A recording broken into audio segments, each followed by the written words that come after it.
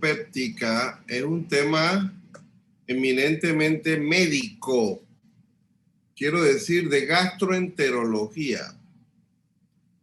Y la parte final es cuando no se puede resolver desde el punto de vista médico, aparecen complicaciones y entonces necesita cirugía. Pero hay que recordar la parte previa, la parte de manejo médico. Y aquí ustedes están obligados a estudiar, a revisar, a repasar la anatomía y la fisiología y la fisiopatología del tubo digestivo, del tracto gastrointestinal. Tienen que repasar, repito, la anatomía, la fisiología, todo lo que es la fisiología de la digestión, para comprender mejor entonces lo que es la enfermedad ulceropéptica y las complicaciones que puede tener. Entonces las complicaciones que no se pueden resolver son las que van a requerir cirugía. Cuando usted entra en una cirugía abdominal, ustedes tienen que haber repasado previamente la anatomía del área, del órgano que van a operar, la fisiología del órgano que van a operar y la técnica quirúrgica, en qué consiste. Cada técnica quirúrgica tiene un nombre, entonces tienen que estudiar esa técnica quirúrgica, cuál es la preparación previa a esa cirugía, cuál es el cuidado preoperatorio y sobre todo cuál es el cuidado postoperatorio. Es importante que revisen eso antes de entrar a una cirugía. Entonces la primera diapositiva se trata de eso, se trata de repasar un poco esta parte anatómica y fisiológica, ¿no? Ustedes conocen el tubo digestivo y las partes que lo integran. Eso es básico, que tienen que sabérselo, las funciones en cada sitio, los lugares de digestión, las fases de la digestión que vamos a ir viendo poco a poco, ¿verdad? Recordando que el órgano, diríamos, más importante, no sé si usar esa palabra, es el estómago. Pero obviamente esto empieza en la boca, ¿no? En la boca, el esófago, etcétera. Ustedes saben las partes del estómago, tienen que revisar todo eso. Las ondas que se dan de mezclado para que finalmente se produzca lo que es el quimo o el quimoácido, que es lo que se vierte entonces al duodeno, ¿verdad? Las imágenes de Netter son las más famosas para revisar y recordar la anatomía de un órgano. Entonces ustedes saben que el hígado ocupa gran parte del abdomen superior y el lóbulo izquierdo prácticamente ocluye casi la mitad del estómago, ¿verdad?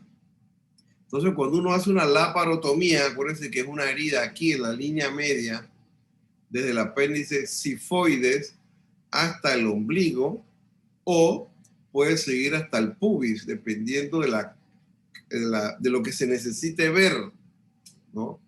Entonces uno ve, lo primero que ve es el hígado, y si es más abajo va viendo el intestino delgado, etcétera. Pero lo que quiero que tengan claro es que esta línea azul separa lo que está en la cavidad intraperitoneal de la cavidad retroperitoneal. Entonces, a simple vista, cuando uno hace una laparotomía, ve estos órganos que están arriba de la línea azul. Por supuesto, el hígado y todas las estructuras relacionadas, el estómago, el vaso, y retroperitoneo están los riñones, está la aorta, está la cava, está el páncreas, y están varias porciones del duodeno, que es la continuidad del estómago. Esas relaciones de los órganos uno con otro también deben recordarla cuando van a hacer una cirugía. El abordaje anterior, nuevamente las partes del estómago que deben dominar, y aquí ya empezando o tal vez en la mitad de la primera porción del duodeno es que se hace retroperitoneal.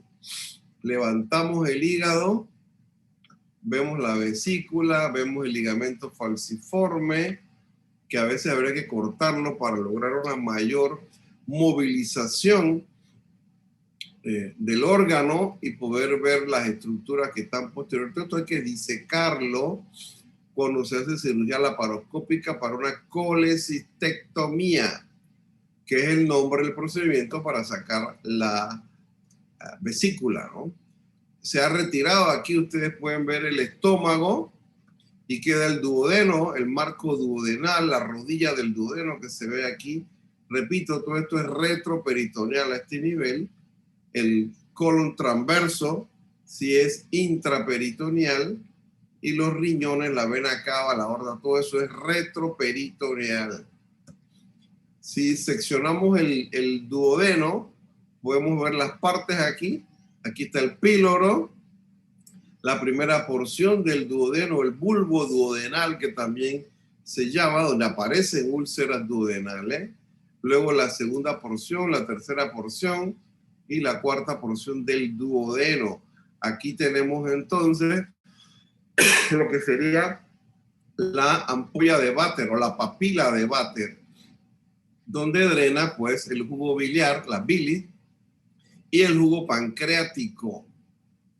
Entonces aquí entre el duodeno y el yeyuno tenemos un ligamento. ¿Cómo se llama ese ligamento? ¿Cómo se llama el ligamento que separa el duodeno del yeyuno? El ligamento de Treitz. Ah, exactamente. ¿Y cómo se llama el ángulo este aquí?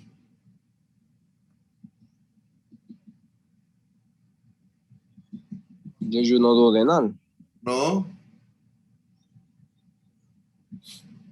¿Cómo se llama? ¿Cómo se llama? Es lo mismo, es el ángulo de Treitz.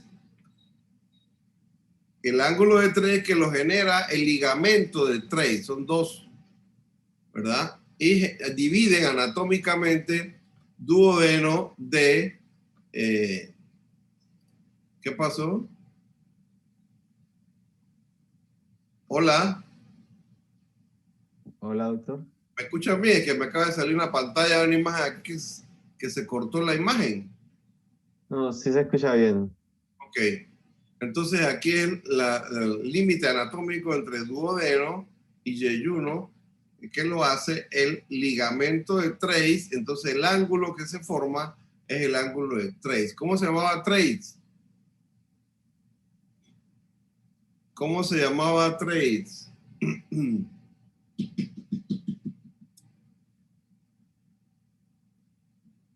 ¿Ah?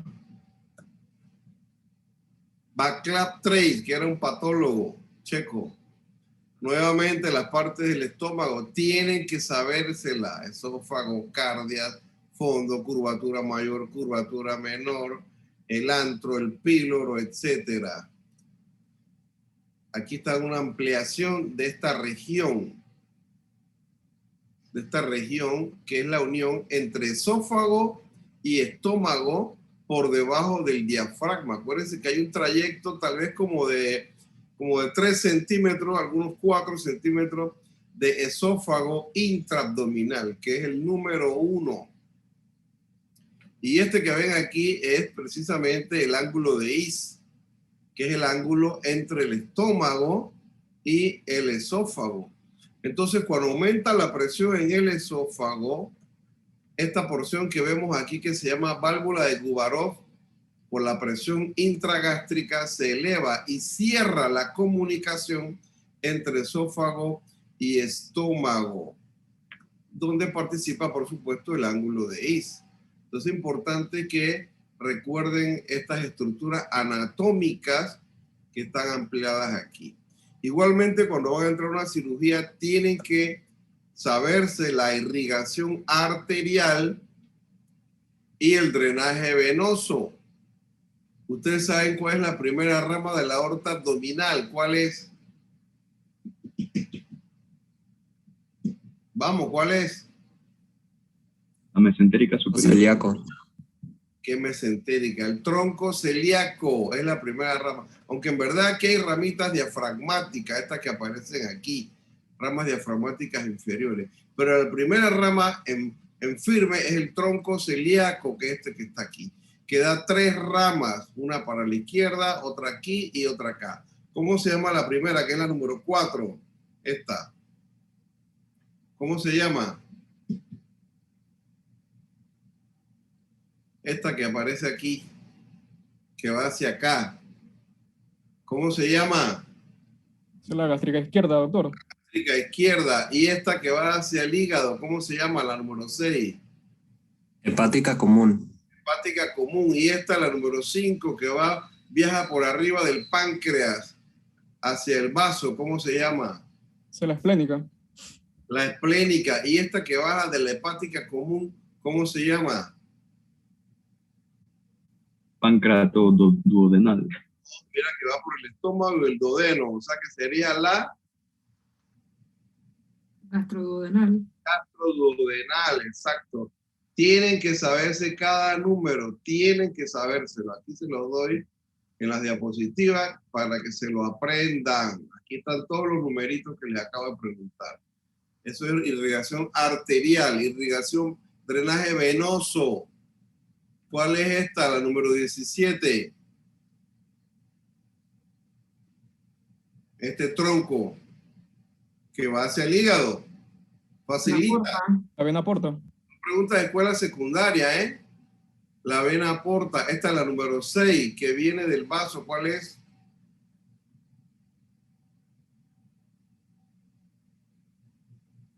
Viene del vaso.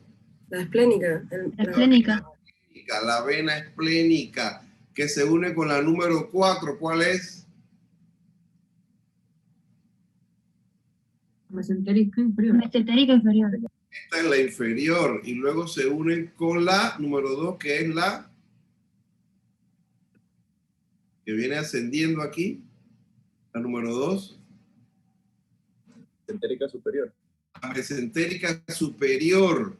Algunos, hay un espacio de separación que puede ser 1 pulgada, 2 centímetros. Otros pacientes no lo tienen, otros se unen directamente y forman la porta. ¿Cómo se llamaría este tronco que hay aquí? Entre la unión de la vena mesentérica superior y la inferior. Este número 5 aquí. Es el tronco esplenomesárico. Este de aquí. Y acuérdense entonces revisar todo esto. Aquí lo van a ver los diferentes números y la ubicación para que se lo aprendan. Revísenlo bien. Entonces, la mejor forma de hacer diagnósticos y a veces tratamientos de muchas enfermedades gástricas es, por supuesto, la endoscopía alta, donde estos serían los pliegues a nivel de duodeno. Ahora tenemos un video más adelante. Y aquí los pliegues de la mucosa gástrica, a nivel del cuerpo principalmente. Si vamos más profundo, vemos la estructura de la glándula gástrica a nivel del cardias. Y estas rugosidades que se ven aquí principalmente a nivel de la curvatura mayor. Recordar, aprenderse las diferentes células que están en la glándula gástrica, ¿no? De arriba hacia abajo, usted tiene las células epiteliales, tiene las células D, tienen las células que producen moco, tienen las células parietales, estas que aparecen acá, que están entre las células de la mucosa, tienen las células principales, tienen también las células que producen grelina y tienen las células G que son neuroendocrinas. Entonces, por el mecanismo de producción de ácido clorhídrico, se genera entonces un pH bastante ácido, más o menos 1.5 en la parte más externa.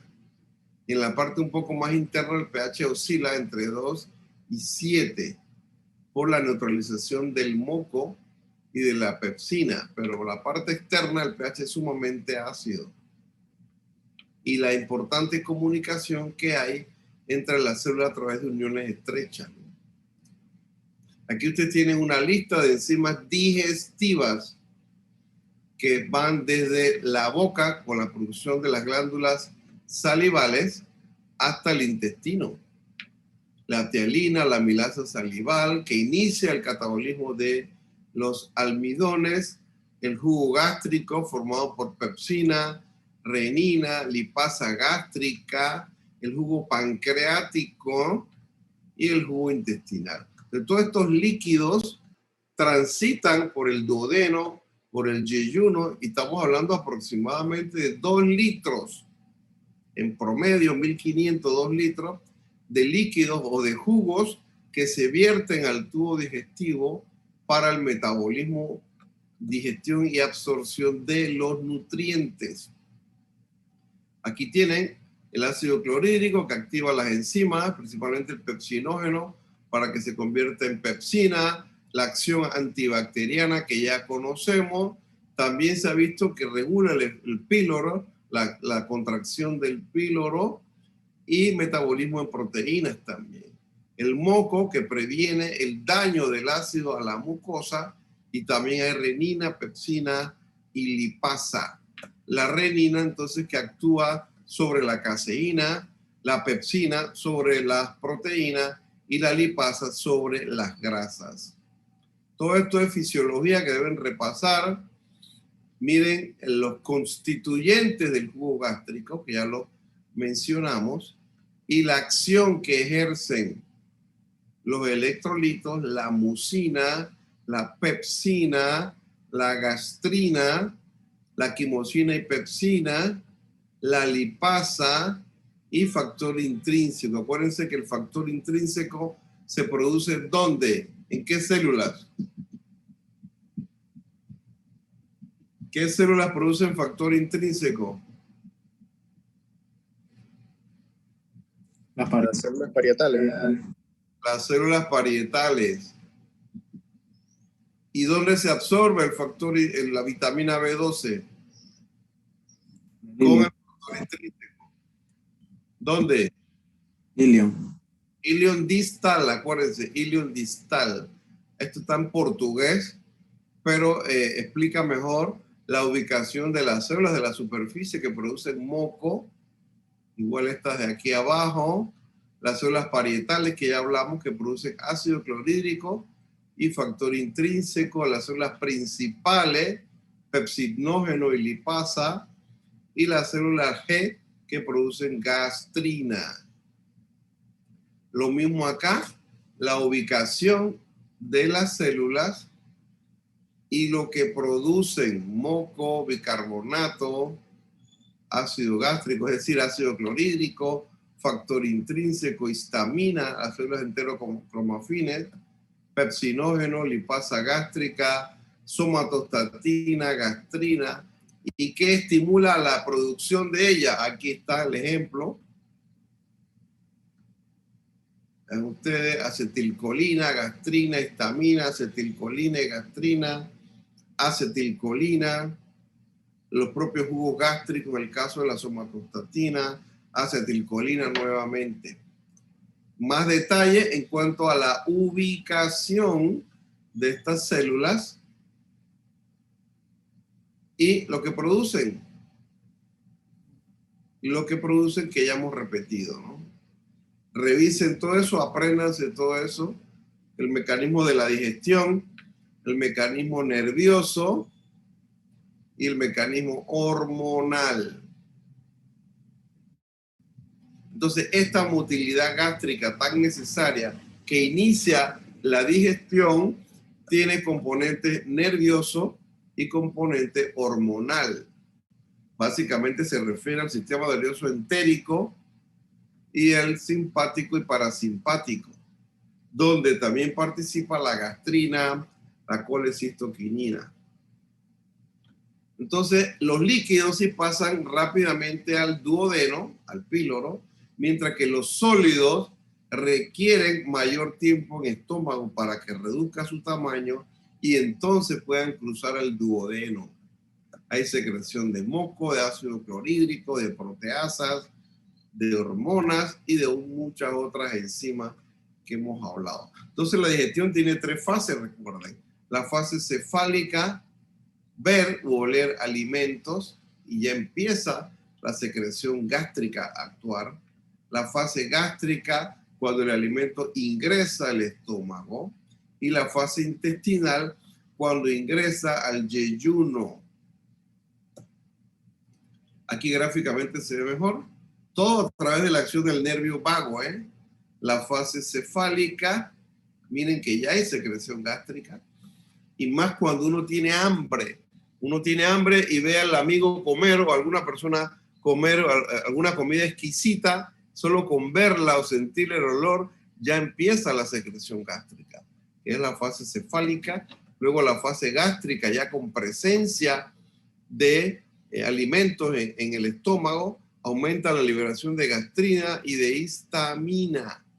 Un reflejo meyentérico también se da, que promueve la contracción muscular de las paredes del estómago. Luego va entrando ya el alimento al duodeno, inclusive al yeyuno, y aumenta mayor la secreción entonces de colecistoquinina, de secretina y de gastrina, por supuesto. La secretina trata de frenar el peristaltismo, controlarlo, no así la gastrina ni el reflejo enteroesofágico también, ¿no?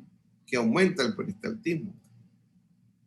Entonces, como decía, hay una regulación neuroendocrina donde participa la somatostatina, factores de crecimiento, inclusive prostaglandina, que suprimen la liberación de histamina. Entonces, por un lado tenemos la grelina, que se produce solo en el fondo gástrico. Promueve mayor secreción de hormona de crecimiento, prolactina y ACTH. Y tiene un efecto orexígeno, es decir, aumento del apetito, orexígeno. La leptina es todo lo contrario. La leptina, que se produce en tejido graso, en hipotálamo, en ovario y placenta, tiene un efecto anorexígeno, lo contrario, inhibe el apetito. El mecanismo de acción es inhibir el neuropéptido Y a nivel hipotalámico. El neuropéptido Y aumenta el hambre, la sensación de hambre de una manera desmedida, que se describe como hiperfagia. Entonces hay gente que no produce leptina, no hay liberación de leptina en ninguno de estos órganos, por tanto el neuropéptido Y se desboca y la sensación de hambre es impresionante, y casi todos estos pacientes son obesos, son muy obesos por la falta de producción de leptina. Entonces hay varios productos genéricos que les inyectan metroleptina, por ejemplo, es uno de esos, pero el efecto se ve al año, a los 10 meses, donde ya empiezan a bajar de peso esos pacientes, ¿verdad? Entonces, el tema principal es la enfermedad ulceropéptica, precisamente por el efecto del jugo gástrico y por el efecto del Helicobacter pylori. Es la enfermedad producida por la agresión del ácido clorhídrico, la pepsina y sales biliares en aquellas partes del aparato digestivo que están expuestas al jugo gástrico, y resulta de un desequilibrio entre factores agresores y protectores. Esto lo veremos en una balanza más adelante. Y esta ulceración puede estar en estómago o puede estar en duodeno. Raramente en esófago terminal, muy raro en el esófago distal. Miren la epidemiología, más frecuente a nivel duodenal que a nivel gástrico. Más o menos hasta un 14% más frecuente en hombres. Vean ustedes los casos de incidencia de 1.8%, más o menos medio millón de casos nuevos en Estados Unidos. Pero bueno, es que viendo la alimentación de los gringos, eso es esperado. Es esperado el exceso de obesidad y es esperado la enfermedad ulceropéptica, ¿no? 70% de los pacientes tienen entre 25 y 64 años. Factores de riesgo, ya les dije, Helicobacter pylori, es responsable de cerca del 90% de las úlceras duodenales y un poco menos de las úlceras gástricas. En segundo lugar, los antiinflamatorios, medicamentos que se utilizan para el dolor, para la inflamación, antiinflamatorios no esteroideos. Hay dos grupos, los que inhiben la ciclooxigenasa 1, que son mucho más dañinos, y después aparecieron los que inhiben la ciclooxigenasa 2, que son mucho más benignos. Yo no diría que son inocuos, pero son mucho más benignos que los que inhiben la ciclooxigenasa 1. La hiperacidez gástrica por enfermedad de Zollinger-Ellison podría estar en tercer lugar. Hay tumores que se llaman gastrinoma, que es parte del Zollinger-Ellison. Otros factores, pues, hereditarios, tabaquismo, neumopatía obstructiva, falla renal crónica, acloridria, puede explicar algunos casos, abuso de cafeína, abuso de alcohol también. Aquí tienen ustedes la acción de la COX-1, de la ciclooxigenasa 1, que es una enzima constitutiva sobre el ácido araquidónico, y la COX-2. Entonces, ¿qué pasa? Antiinflamatorios no esteroideos no selectivos bloquean esta COX-1, inducen daño gástrico. Son las que más se relacionan con producción de úlceras, con sangrado, etc. Ahora, los que son inhiben específicamente la ciclooxigenasa 2, que es inducible, el efecto antiinflamatorio es mucho mejor y el daño que podría ocurrir como efecto secundario es mucho, mucho menor. Aquí tienen un forest plot donde compara el riesgo de desarrollar úlcera gástrica con la utilización de inhibidores de la COX-2 versus inhibidores de la COX-1. Los inhibidores de la COX-1, ellos lo llaman aquí como antiinflamatorios no esteroideos, y los otros, pues, inhibidores de la COX-2. Entonces, los inhibidores de la COX-2, nombres genéricos son celecoxib, etoricoxib, lumiracoxib, parecoxib y rofecoxib. Se venden en Panamá. Y los más antiguos, los AINES tradicionales, indometacina, piroxicam, tenoxicam, naproxeno, ketoprofeno, ibuprofeno, el famoso Motrin, diclofenaco, meloxicam, y pongo en otro color la aspirina, que también inhibe la COX-1 y tiene efecto antiagregante plaquetario y más riesgo de sangrado en algunos pacientes. Entonces, como pueden ver, se comparan ambos grupos, el grupo que inhibe la COX-2 y el grupo que inhibe la COX-1, para ver el riesgo de producir úlcera gástrica. Entonces, ¿quién me interpreta ese forest plot?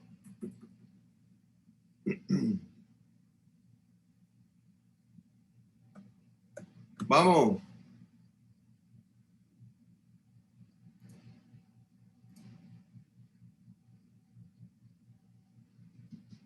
Alejandra de León. Alejandra de León. Sí, aquí estoy. Alejandra, vamos pues, descríbeme ese forest plot.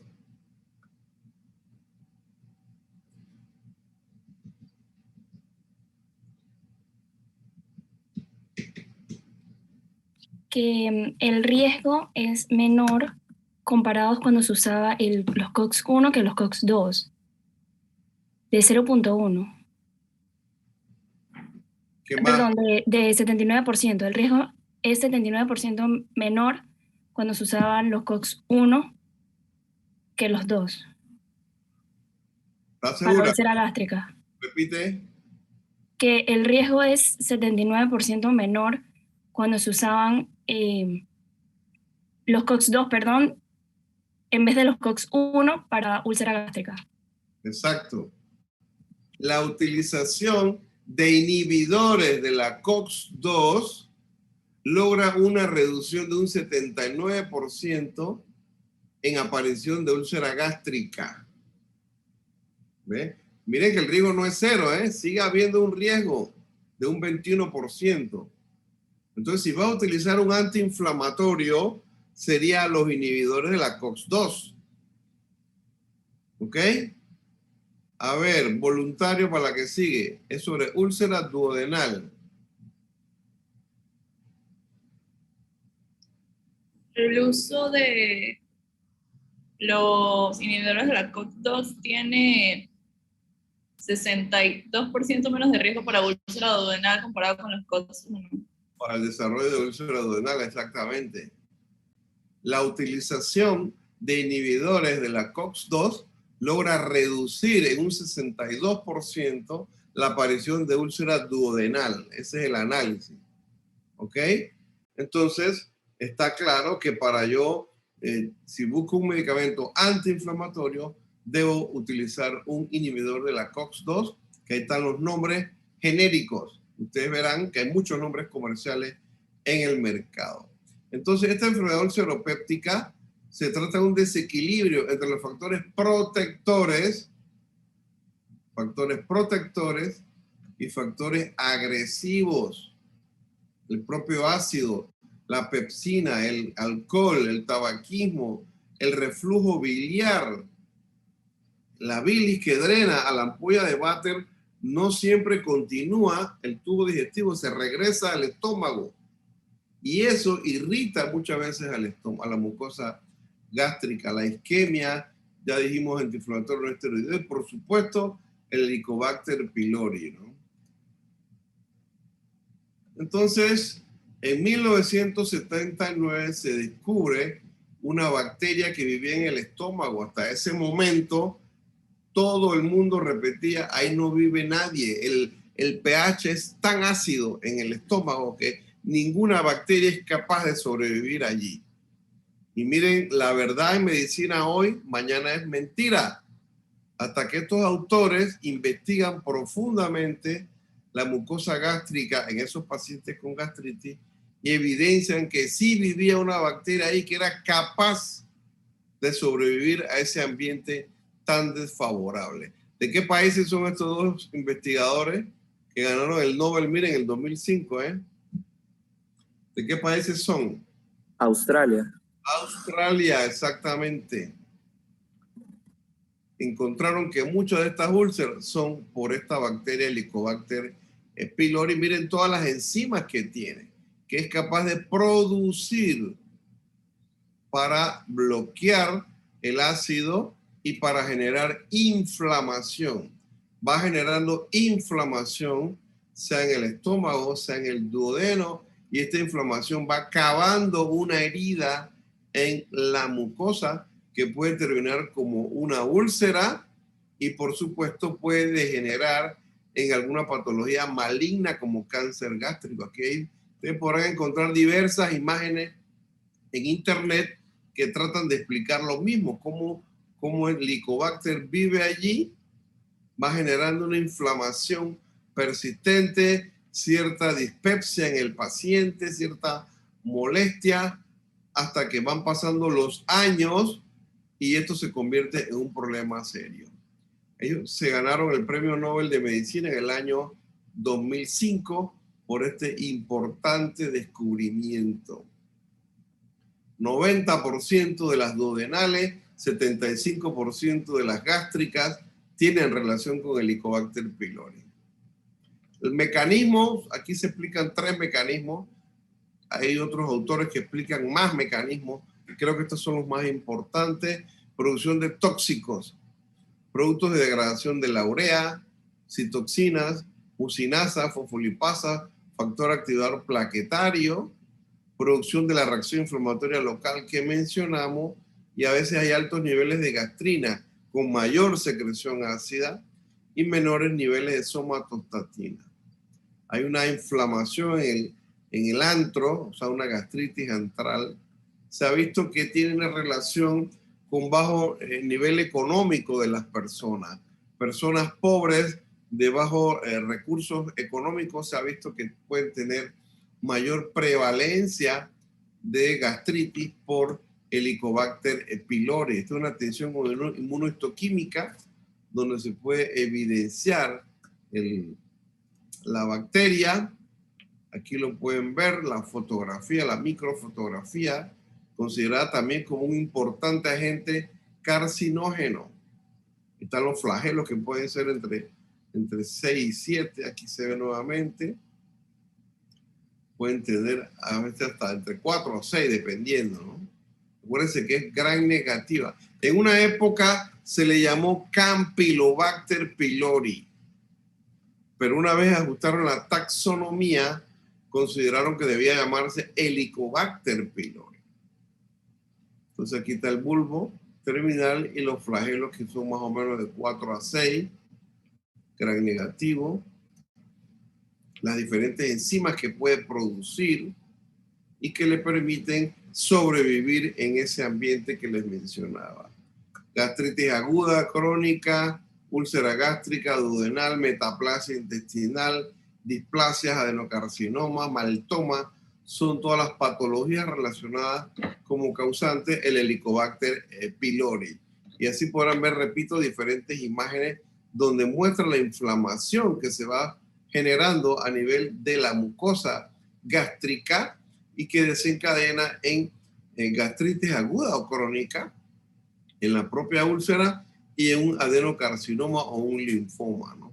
Hay diferentes formas de diagnóstico: serología por inmunoglobulina G, el aliento, porque desdobla, es la urea, también la hidroliza, la prueba rápida de ureasa también se puede utilizar en la endoscopía. La histología, pues ustedes, que es el estándar de oro, y para eso necesitan una endoscopía. Una endoscopía alta, se toma la biopsia, se hace una tinción con hematoxilina y eosina o plata y se puede evidenciar el germen. Hay diferentes ventajas y desventajas de las diferentes técnicas, tanto no invasivas como es la serología, el test de la respiración y las pruebas fecales, y también pruebas invasivas, la histología, que es la que ya mencionamos a través de la endoscopía, ¿no? La prueba de ureasa y cultivos microbiológicos. Este es el test del aliento, que hay un marcador y dependiendo del valor te confirma la presencia de Helicobacter pylori, ¿no? Todos estos síntomas de dispepsia, de disfunción gastrointestinal alta en el abdomen superior, pues pueden indicar presencia de Helicobacter pylori. Entonces, estas personas son las que deben recibir tratamiento sin lugar a dudas, ¿no? Las úlceras, hay diferentes tipos de clasificaciones. Aquí usted tiene de tipo 1 a 5. Algunas tienen que ver con hipersecreción ácida, otras no. Y muchas de ellas, repito, puede estar relacionada con la existencia o la presencia del Helicobacter pylori. La tipo 1, curvatura menor. Tipo 2, hay en la curvatura menor y también puede haber duodenales. Y la 3, duodenales, la mayoría pues principalmente en el bulbo duodenal, en el píloro o en la primera porción del duodeno. AINES, segunda causa, ya hablamos de esto, el riesgo de sangrado, de inhibición de la función plaquetaria a través del bloqueo de la síntesis de prostaglandina, pues son mecanismos de acción, ¿verdad? La úlcera duodenal, el dolor epigástrico igualmente, a veces por la clínica o el examen físico no se puede diferenciar claramente si se trata de una úlcera duodenal o gástrica, ¿no? Porque miren, esta es duodenal, pero está bien localizado en epigastro el dolor muchas veces. Y se alivia con las comidas. La gástrica no. Se exacerba con el estrés emocional. Viene el examen de cirugía mañana y no he estudiado suficiente y no puse atención en la clase y ahora tengo tanto material para estudiar de hoy para mañana, etcétera, etcétera, ¿no? El dolor es en la parte anterior, pero si el dolor cruza la espalda, entonces es un mal dato porque puede estar implicando el páncreas. Y el páncreas, por ser un órgano retroperitoneal, como les dije al inicio, entonces el dolor se va hacia la espalda muchas veces, ¿no? Las complicaciones son las que llevan a cirugía al paciente. Perforación, hemorragia, obstrucción. Obstrucción ya casi no se ve. Obstrucción más bien es con úlceras duodenales, donde hay una inflamación persistente que va generando una tumoración inflamada y funciona como una obstrucción. Entonces la persona come porque no aguanta el hambre, pero sigue con dolor y el estómago va aumentando de tamaño y el píloro cada vez se va cerrando más por la inflamación que hay ahí. Entonces el estómago es enorme, la persona se desnutre. Este es un proceso de meses o tal vez años, ¿verdad? Pero esto ya se ve poco. Yo recuerdo que operamos como 4 en mi residencia, ya eso estaba disminuyendo. Los profesores decían que en su época ellos sí habían visto muchos casos de obstrucción. Ya esto muy poco se ve, por lo menos en Panamá, estoy hablando por lo menos en Ciudad de Panamá, gracias a la utilización de medicamentos orales. En una época era la cimetidina, después apareció la ranitidina y después aparecieron los inhibidores de bomba de protones como el omeprazol, lansoprazol, y eso ha ayudado muchísimo, por lo menos a que lo que se llama síndrome pilórico, que es por la obstrucción generada por una úlcera duodenal inflamada, pues estos casos han bajado enormemente.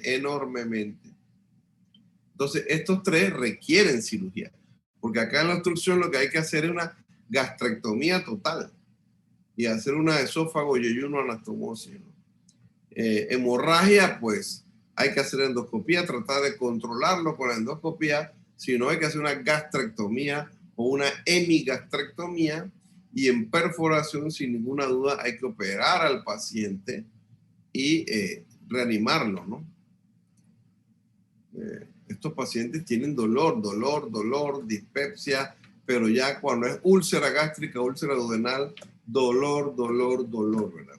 Entonces el paciente viene con dolor a donde ustedes que están en el cuarto de urgencias y dice, doctor, yo tengo dolor epigástrico de hace 3 días y cada vez peor. Lo examina, le duele mucho, le toman una radiografía y esta es la radiografía. ¿Qué ven ahí?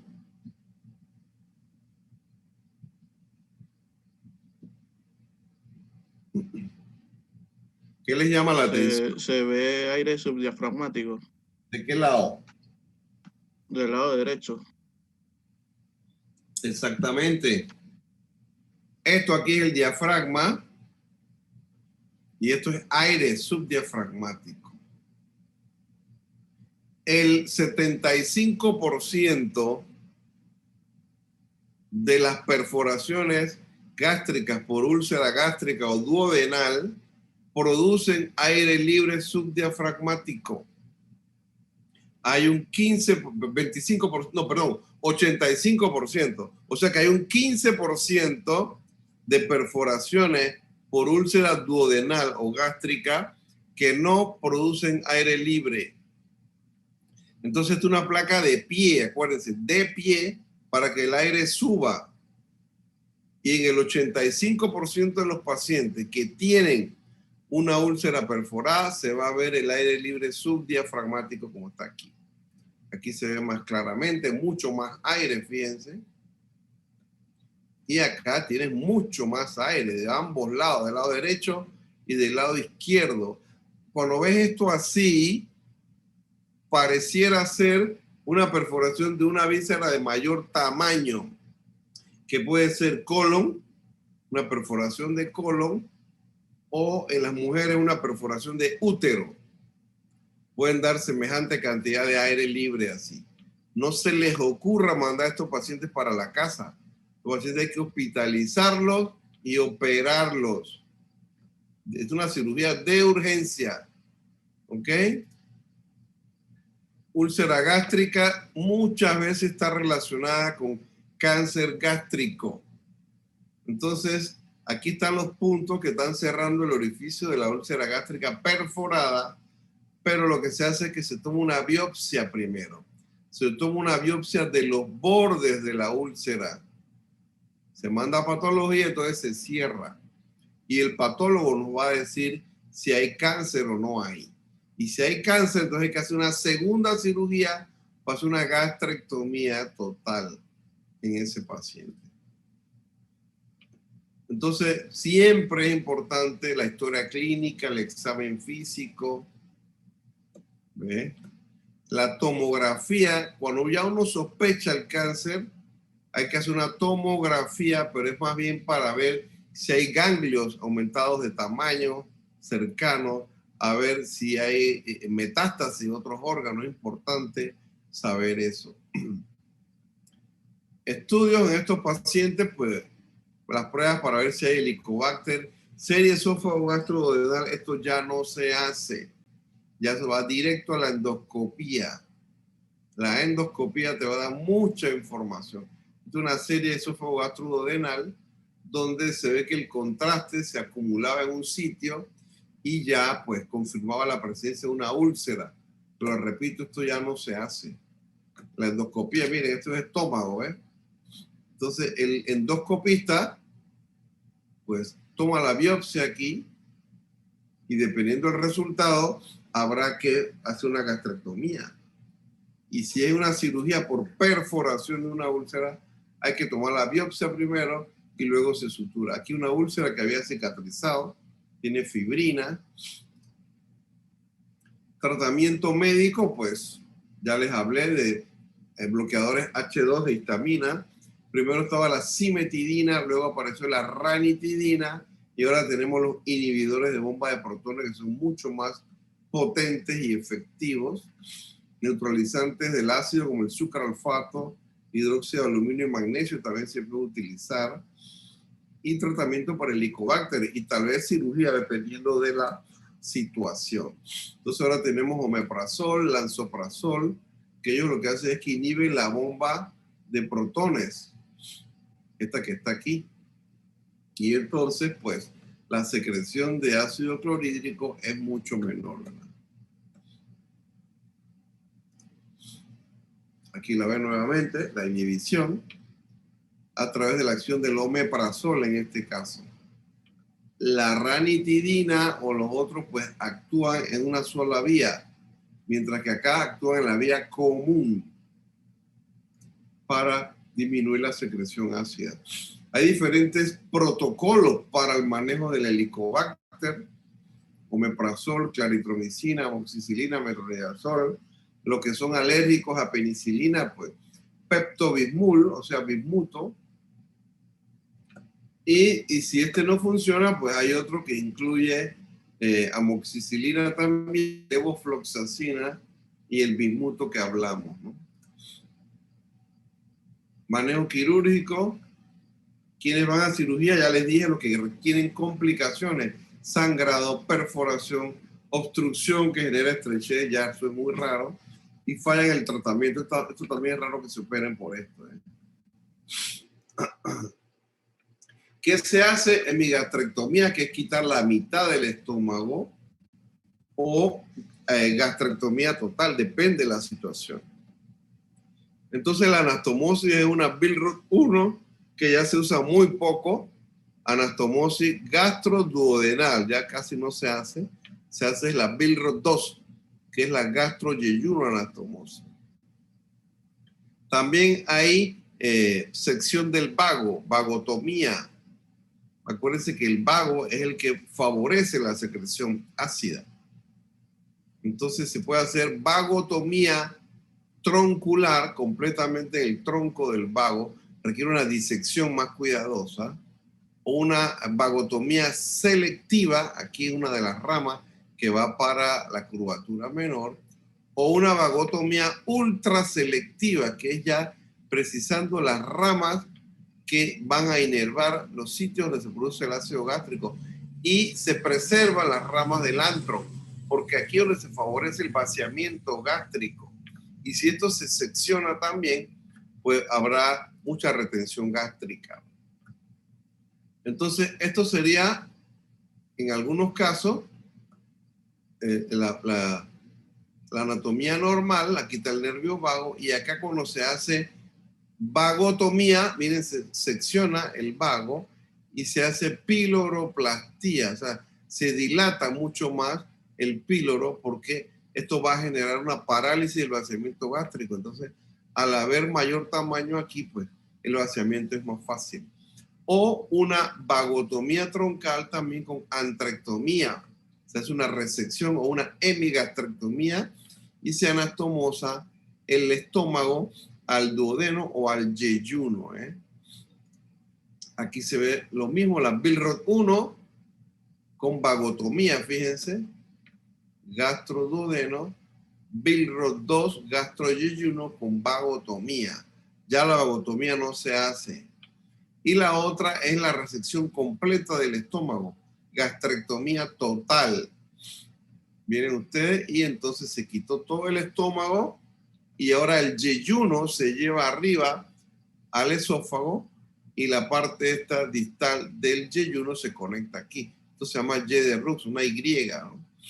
Acá se puede entender mejor utilizando como ejemplo un tumor gástrico. Entonces aquí el paciente le va a hacer una gastrectomía total. Por eso que el tumor gástrico también puede generar sangrado, hematemesis. Algunos pacientes debutan con una hematemesis y resulta que es un tumor gástrico. Entonces, aquí está la tumoración y se hace la resección, se hace la gastrectomía total. Entonces, miren el extremo A, que es el extremo distal del esófago, y aquí tienen el ángulo de Treitz, se cuentan 40 centímetros y ahí se hace un corte. Entonces, el B se va a unir con el D y el C se va a unir con el A. Entonces, se hace el corte aquí y el C se lleva a unirse acá con el esófago. Es una anastomosis término-terminal. Entonces, la parte B, que es la parte proximal, se va a unir con la que está dibujado aquí como D. Y se hace una anastomosis, entonces, término lateral.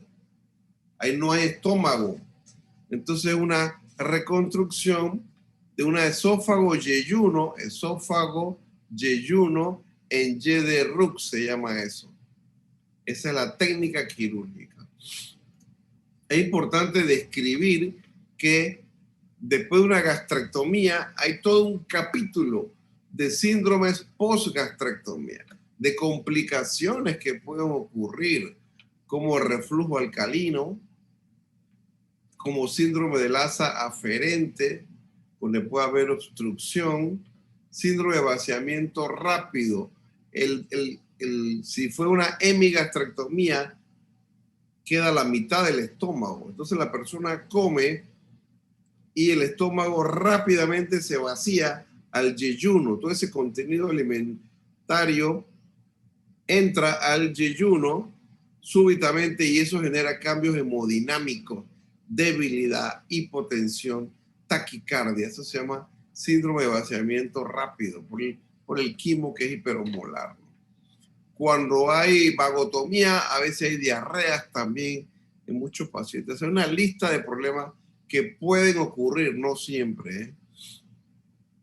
Medidas adicionales, pues, para esto, no ingerir alcohol, no fumar, no tomar antiinflamatorios, no esteroideos, evitar café, evitar té, bebidas que contienen cafeína, y evitar condimentos irritantes, picantes, etc. Todo eso es parte del tratamiento. Hay gente que anda buscando medicamentos, omeprazol, pero no dejan de comer picante o no dejan de tomar café o alcohol. Entonces no van a lograr mejoría.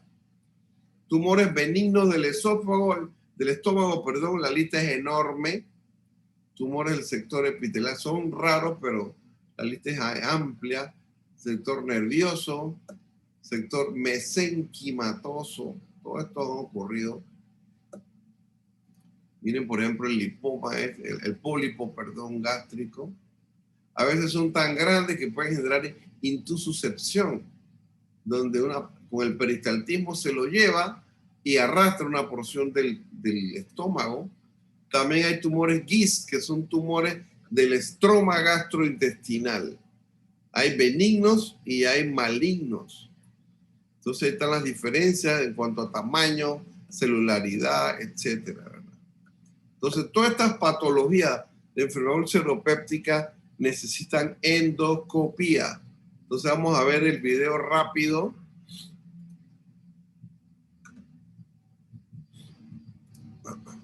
La esófago-gastroduodenoscopía o EGD es un procedimiento que le permite al médico visualizar las paredes mucosas de la parte superior del tracto gastrointestinal. Esto incluye el esófago, estómago y duodeno. La endoscopía superior se utiliza para evaluar los síntomas de un dolor abdominal superior persistente, náusea, vómito, sangrado o dificultad en la deglución. Puede detectar de forma precisa la inflamación, la infección, los tumores, las úlceras y otros problemas que se puedan presentar. El procedimiento se realiza utilizando una endoscopia, que es un tubo flexible, delgado y largo, con una luz y una cámara de video diminuta en el extremo. La cámara transmite la imagen a un monitor. Antes de someterse a la endoscopia, se le colocará una vía intravenosa y se le ofrecerán medicamentos para el dolor y sedante. Se controlará la presión sanguínea, el pulso y el nivel de oxígeno en la sangre durante el procedimiento. El médico le aplicará anestesia local en la garganta con un atomizador o le pedirá que se haga gárgaras con un anestésico para adormecer la zona. Se le pedirá que se recueste sobre el lado izquierdo. Se le colocará una boquilla de apoyo en la boca. En algunos casos se le proporcionará oxígeno adicional mediante una cánula nasal. Las endoscopías superiores que no presentan complicaciones tardan entre 10 y 20 minutos. El médico insertará cuidadosamente el endoscopio por la boca y luego lo moverá lenta y cuidadosamente hacia el esófago hasta que llegue al estómago. Y finalmente, al duodeno. No debería sentir dolor mientras esto sucede. El médico puede introducir periódicamente una cantidad pequeña de aire para aplanar las paredes mucosas y mejorar la visibilidad. Si el médico quiere obtener muestra de tejido para analizarla después, lo podrá hacer con el endoscopio. Una biopsia ayudará a distinguir entre los tejidos cancerosos y los benignos. También se utiliza para detectar la Helicobacter pylori, la bacteria que puede ocasionar la formación de úlceras. El médico también puede utilizar el endoscopio para tratar un problema, como por ejemplo una úlcera sangrante, o ensanchar un estrechamiento del esófago o el estómago. Después del procedimiento, se lo controlará hasta que desaparezcan los efectos del medicamento. Es posible que le duela la garganta y que la sienta un poco hinchada. Deberá contar con alguien que lo lleve a su hogar más tarde. Así es, entonces se pone, se le pasa sedación, se usa midazolam, el paciente se duerme y se hace el procedimiento. Vamos a ver este que ya es en vivo.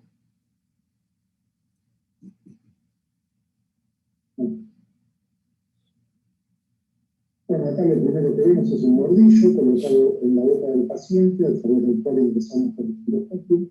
Lo primero que vamos a ver es la laringe centralmente, y acá al lado los senos uniformes en el fondo de la faringe.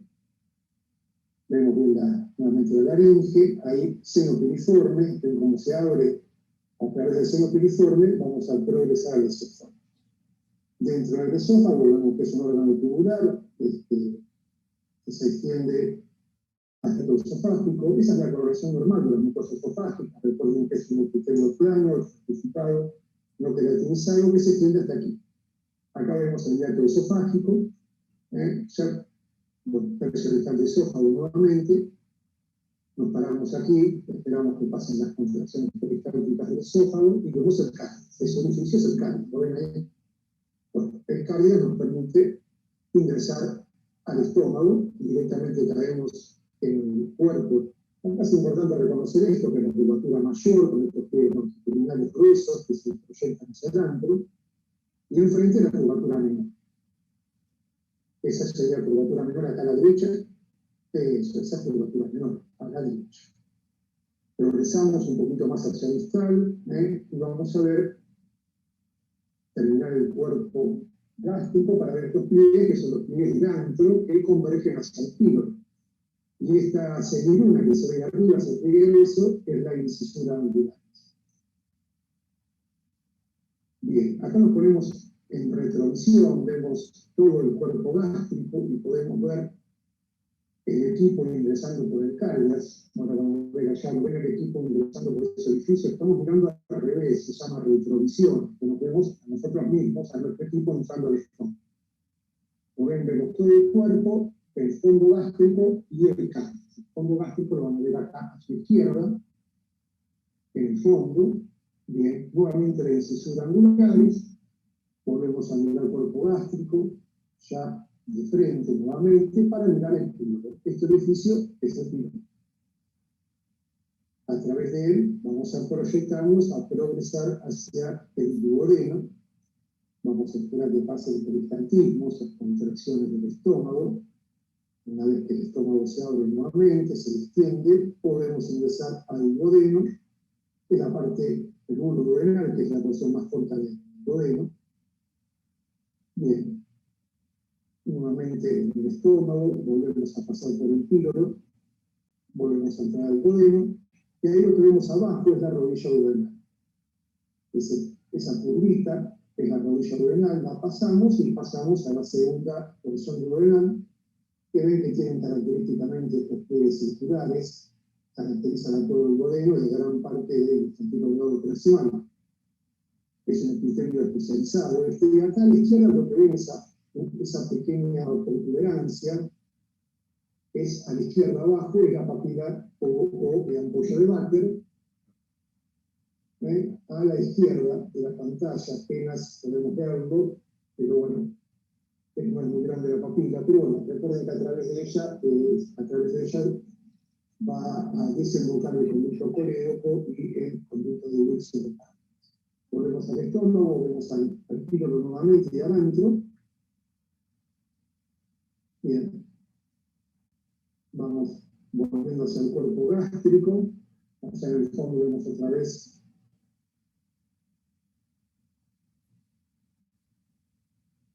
Listo. ¿Vieron el estómago con bilis, verdad? Bastante reflujo biliar. Y eso también favorece la aparición de gastritis y de úlcera. Repito, la endoscopía es el mejor arma para diagnóstico y tratamiento de muchas patologías gástricas y duodenales, incluyendo biliares, porque si avanzas más al duodeno, entras a la ampolla de Baker y puedes extraer cálculos, drenar bilis para temas de colangitis, para temas de pancreatitis por cálculo, etcétera. Ayuda muchísimo. Así que terminamos aquí la primera clase. Preguntas, comentarios.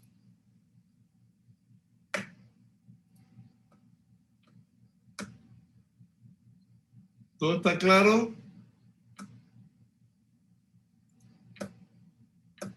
Hola.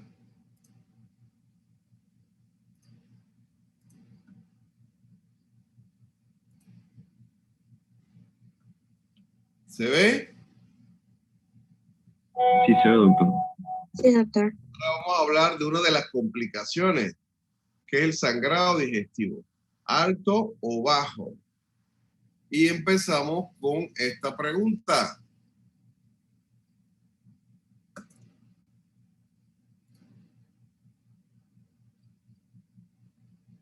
Ana Gabriela Rodríguez, ¿qué opinas? ¿Cuál es tu respuesta?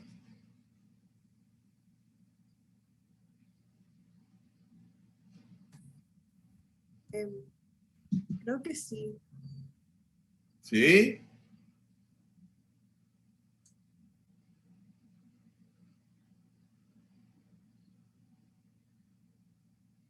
Anabela Drake.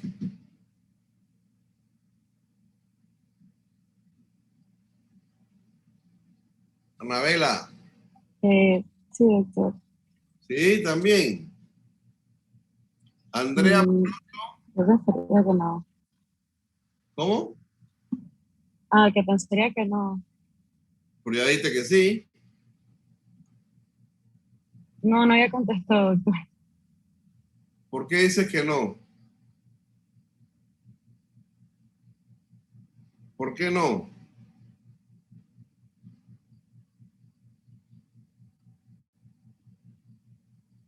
Vamos, que ya falta poco. Doctor, Sí. yo diría que es porque el ligamento de Treitz se encuentra a nivel digestivo alto y si se da, o sea, por vía rectal sangrado, sería como tipo melena y como es rojo vivo, sería sangrado digestivo bajo. Ajá. Y que no. Tu respuesta es por eso es que no. Ajá.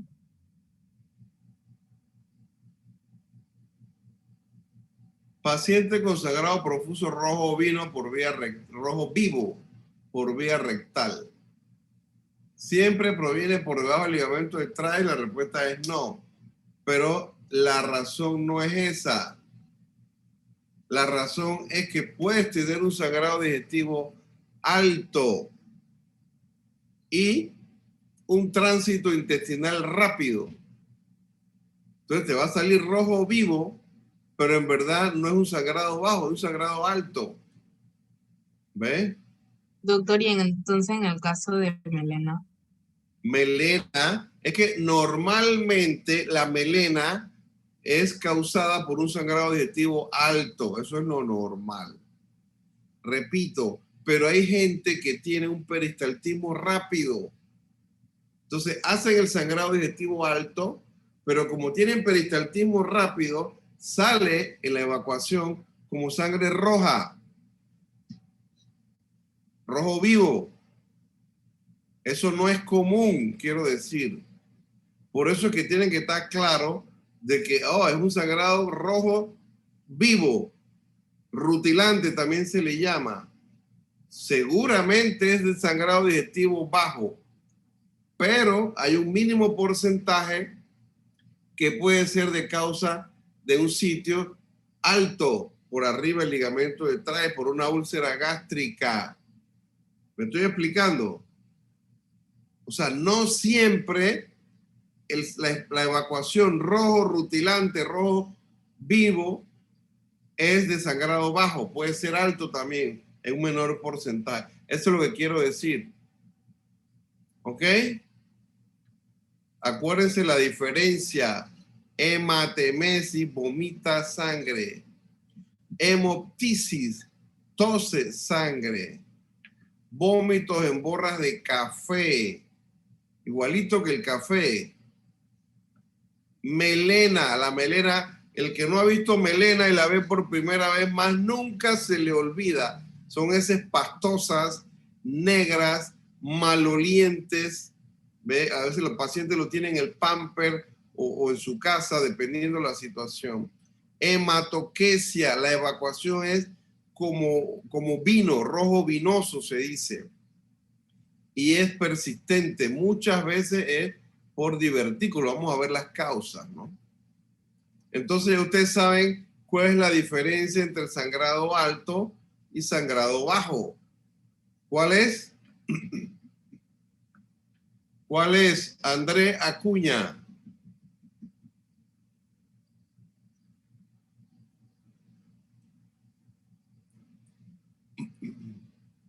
El ligamento. ¿El ligamento de quién? De André. De Treitz. El ligamento de Treitz, exactamente.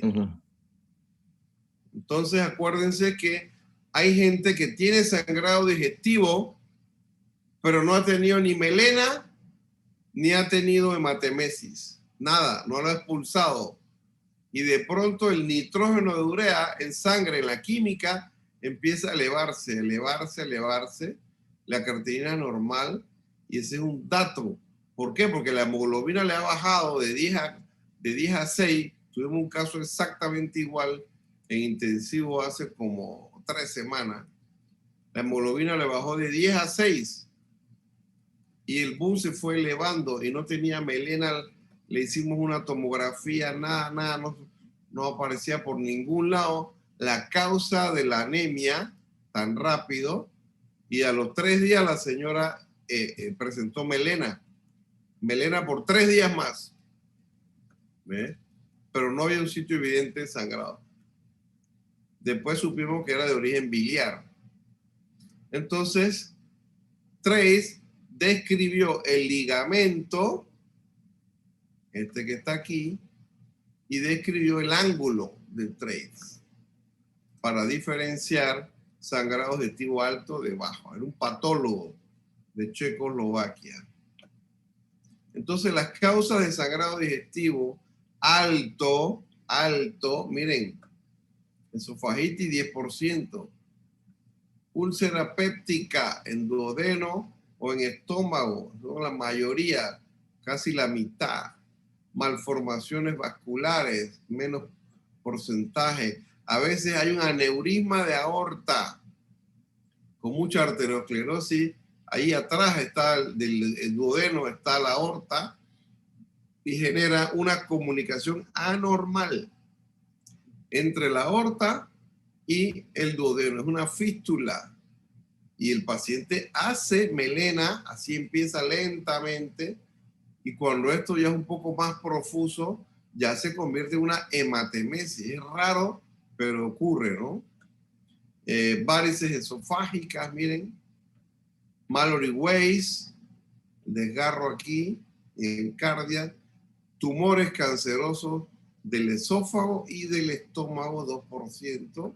Y miren, hasta un 20% son erosiones gástricas por antiinflamatorios no esteroideos y por alcohol también. La endoscopía. Acuérdense que en cualquier sangrado digestivo, alto o bajo, yo tengo que hacer un lavado gástrico. El lavado gástrico me va a ayudar a saber si la causa no es en estómago. Me va a ayudar para eso. Entonces, si es alto, la endoscopía en los siguientes 24 horas. Si se hace el diagnóstico, pues ojalá se haga tratamiento por ahí mismo. Si no se puede hacer el diagnóstico, pues será porque es una hemorragia lenta o es masiva. A veces masiva y el endoscopista no ve nada. Y el paciente hay que operarlo a ciegas si no se muere. Para abrir el estómago y ver de dónde es el sitio de sangrado.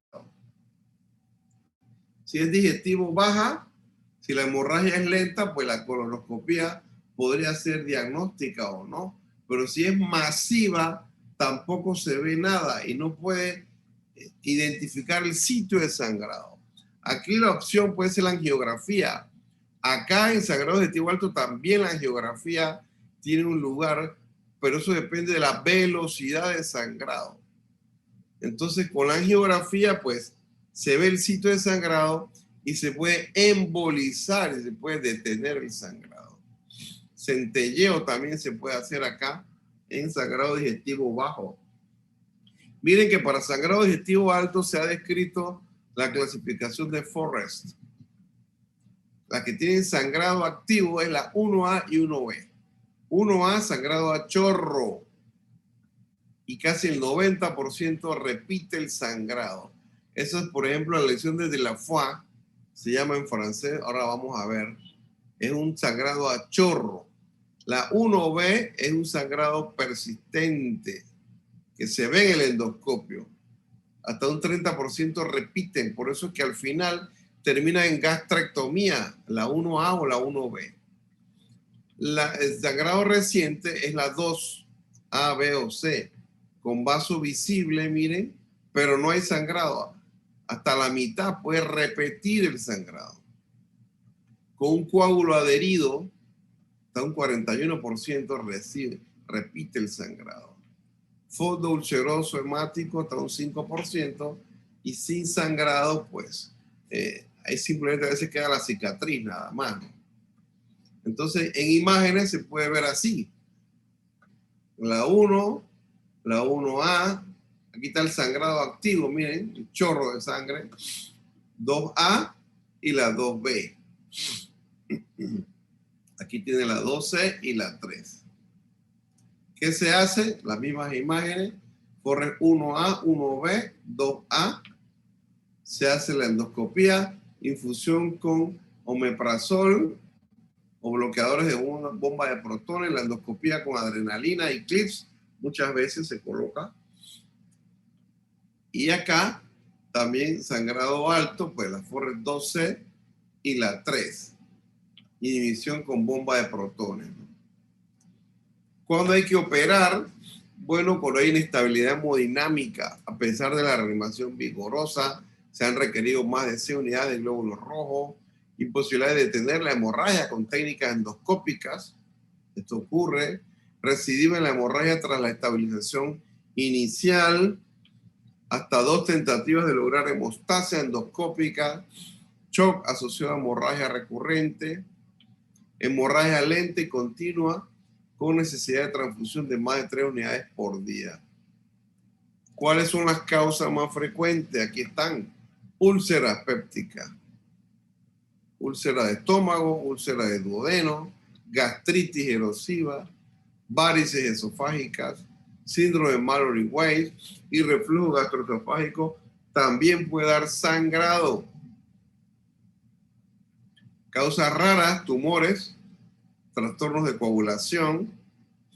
Causas excepcionales: divertículos duodenales, anomalías vasculares, fístulas vasculoentéricas, que aquí es, por ejemplo, aorta a duodeno, trauma hepático que produce hemobilia, se llama eso, enfermedades pancreáticas, vasculitis sistémicas, amiloidosis, toda una lista de enfermedades excepcionales. Causas más frecuentes: úlcera péptica. Ya hablamos de esto. Úlcera péptica asociada a Helicobacter o a uso de antiinflamatorios no esteroideos. Úlceras de estrés. Hay úlcera duodenal, dolor epigástrico localizado con el dedo en el epigastrio, dolor nocturno. Úlcera gástrica, menos típico y previsible, no se alivia con las comidas, inclusive puede empeorar el dolor. Algunos asintomáticos. Cuando hay pérdida de peso asociada, el paciente dice: la ropa me queda grande, la esposa, la familia dicen: ha perdido mucho peso. Ojo, cuidado, que puede ser causa tumoral, ¿eh? Entonces, esta hemorragia puede ocurrir hasta en el 25% de los pacientes. Se manifiesta muchas veces como melena, pero si el sangrado es muy importante, puede ocurrir hematemesis. Perforación, ya vimos, aire libre subdiafragmático y hay que operar al paciente. Penetración hacia páncreas, dolor se va hacia la espalda, obstrucción, ya vimos, ¿no? Gastritis erosiva es la segunda causa, asociada a medicamentos, aspirina, AINES, traumas, a veces por estrés en pacientes con trauma croncoencefálico, quemaduras también puede dar por estrés. La quemadura genera cierto estrés metabólico en el paciente y hay gastritis erosiva de forma espontánea, ¿eh? A veces asintomático, náuseas, hematemesis, melena. Así se ve la mucosa gástrica como un raspado con sangrado fácil en esos pacientes. Varices esofágicas, la tercera causa. Acuérdense, por hipertensión portal asociada a cirrosis hepática. Acuérdense que todo el drenaje venoso del esófago va a la vena esplénica y luego a la vena porta y de ahí al hígado. Si hay una cirrosis hepática, hay una fibrosis, pues hay hipertensión. La venosa, la sangre venosa no puede entrar adecuadamente a través de la vena porta al hígado. Entonces se va deteniendo y todas esas venas se van dilatando, así como se ve ahí, como perfectas varices que se ven en las extremidades inferiores de las personas. Bueno, así mismo se van dilatando en la vena porta, en la vena esplénica y por supuesto en las venas esofágicas del tercio inferior, y son muy frágiles aquí de romperse y generar sangrado. Muchas veces solo generan melena, otras veces también generan hematemesis. Mallory-Weiss, que es un desgarro lineal a nivel del cardias asociado a esfuerzos muy severos para vomitar. ¿Ve? Las arcadas son muy forzadas, las arcadas de los vómitos. Más frecuente en mujeres se ha visto, ¿eh? Aquí se ve, miren, la cortada, muchas veces autolimitada muchas veces, y cuando se va a hacer la endoscopía ya no hay sangrado activo. Miren, aquí es un desgarro tremendo, fíjense aquí. O acá. Mallory-Weiss. Reflujo gastroesofágico también genera esofagitis, inflamación de la parte distal del esófago. puede asociarse con, si es repetitivo, estenosis esofágica, úlceras esofágicas, y eso repetitivo va generando una inflamación en la parte distal del esófago que puede llevar a una inflamación y a un esófago de Barrett. El esófago de Barrett es una condición precancerosa que termina en cáncer de esófago.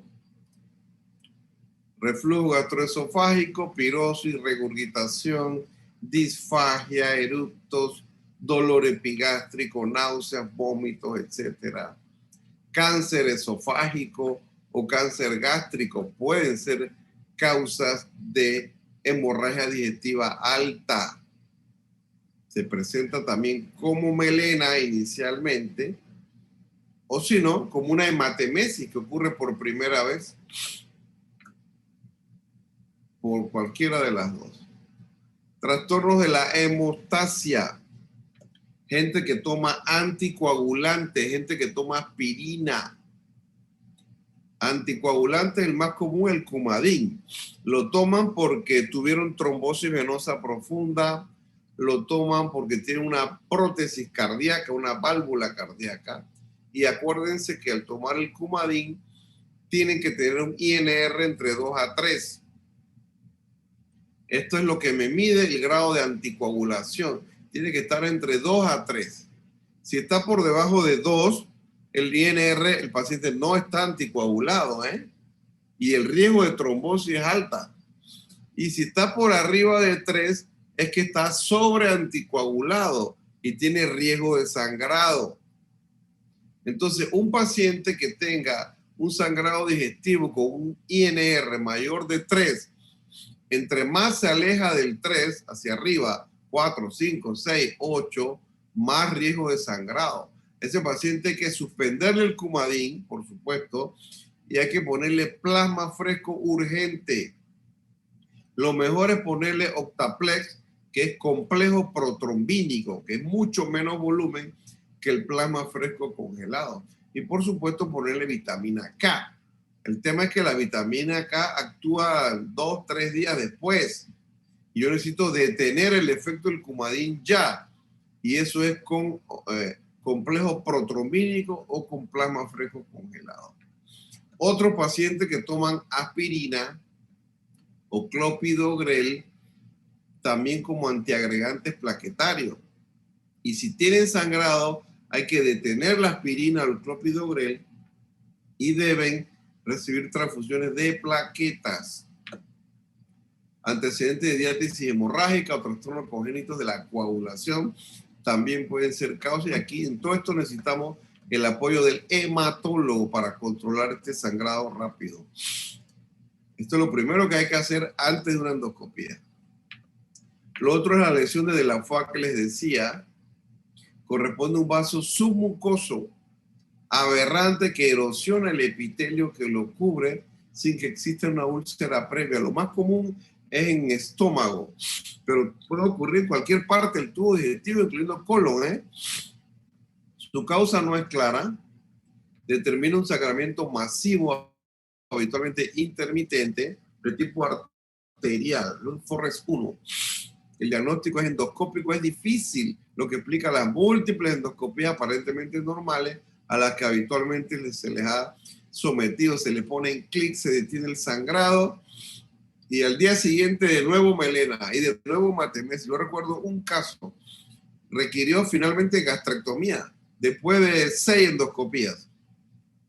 La lesión se ubica con frecuencia a nivel subcardial y puede parecer un simple mamelón puntiforme y es el englobamiento de la arteria, ¿no? Durante el sangrado activo se puede observar como un chorro de sangre que emerge desde un punto preciso, bajo el cual no hay una úlcera, es cierto. Se trata mediante calor local, escleroterapia con incidencia significativa de residuo y, repito, al final terminan en gastrectomía. El chorro de sangre viene con una elevación aquí o acá, ¿no? Es un mamelón, una elevación de la mucosa y ahí sale el chorro de sangre. Hemorragias bajas, hemorragia digestiva baja, Las causas más frecuentes fueron cambiando a medida que cambiaban los tiempos. Miren que en los primeros 50 años del siglo pasado se decía que la causa más frecuente eran neoplasias y después angiodisplasias. Y de los años 60 para acá ya se dice que son los divertículos del colon, principalmente el sigmoides. Entonces a veces hay que sacar parte del colon, pero si se hace a ciegas, sin saber exactamente el sitio del sangrado, pues alta posibilidad de que haya resangrado, alta morbilidad y alta mortalidad. Por eso es que antes de la cirugía hay que tener seguridad o certeza del sitio del sangrado. La colonoscopia, la primera que se hace en Japón en el año 65, pues la colonoscopia ayuda muchísimo en esto. Pero si es un sangrado masivo, no se va a poder ver nada ni resolver nada con la colonoscopia. Angiografías también, angiografía con embolización y centelleo ayudan a identificar el sitio. Angiografía, la ventaja es que hay embolización y detiene el sangrado. Distal al ligamento de Treitz. El problema es la inestabilidad hemodinámica que pueden generar tanto sangrado alto como sangrado bajo. 20 a 25% de todas las hemorragias digestivas son sangrado digestivo bajo. Difícil de evaluación porque la hemorragia puede venir de cualquier sitio o de múltiples sitios. A veces hay 2 puntos de sangrado, no uno. Puede ser intermitente, puede ser activo la hemorragia.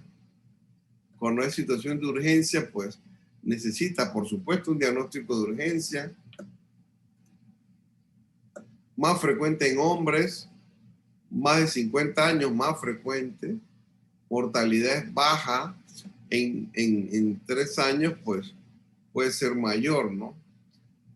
Cuando se trata de sangrado digestivo bajo, casi el 80% se detienen espontáneamente. Casi el 80%. Y el 20, el 15% requieren cirugía porque no hay manera de detenerlos. Hasta un 25% que no se sabe la causa. Y hasta un 40% que pueden repetir, ¿no?